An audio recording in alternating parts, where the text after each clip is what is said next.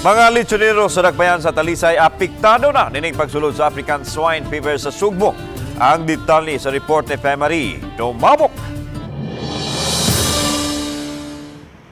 Nagsugod ang epekto sa pagsud sa African swine fever dinhi sa Sugbo. Kini ang naobserbahan ni Engineer Ben Agustin, officer in charge sa Talisay City Livestock and Poultry Center.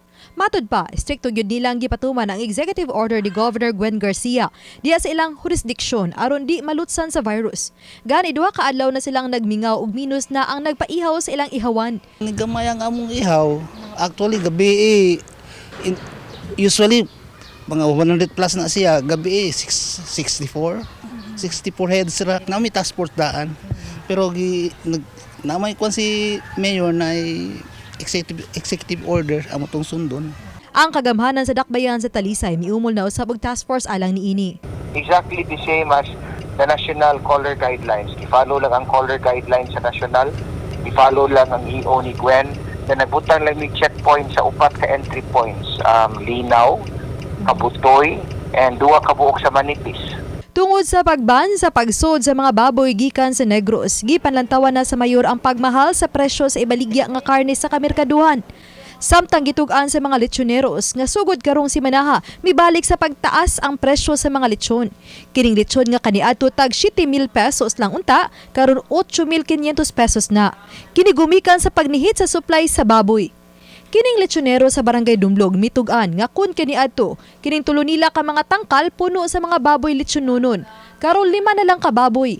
Lisod yung kayo karon ang mga customer magpaabot nami unsa ilang gusto mao si pagpangita ng mga baboy. Kay lisod man kayo mangita yung baboy wa kay customer kay mahago unsad mi nya wa day mamalit tungod sa kamahal. Mao na og nay mo customer nga mo order, amo silang pahibawon daan nga mangita pa mig baboy mao ni pag abot sa baboy, mao ni presyo para walay mga reklamo nga moabot sa baboy, abot nila nga gamay di kayo nya dako ang presyo. Samtang aron pagsiguro nga di mabalda ang delivery sa mga lechon, mga dokumento sama sa meat inspection certificate ug uban pa ang gikinahanglan sa mga mag-deliver sa maong lechonero. Gidugang usab sa mayor nga mihimo na usab ang lokal nga kagamhanan og information drive kalabot ning issue sa ESF. Kailangan ta mo info disseminate sa bako sa may tabo sa ESF. At the end of the day, ang baboy di maiko madili ang tao because kana mo angay sa di info disseminate sa katawhan karon.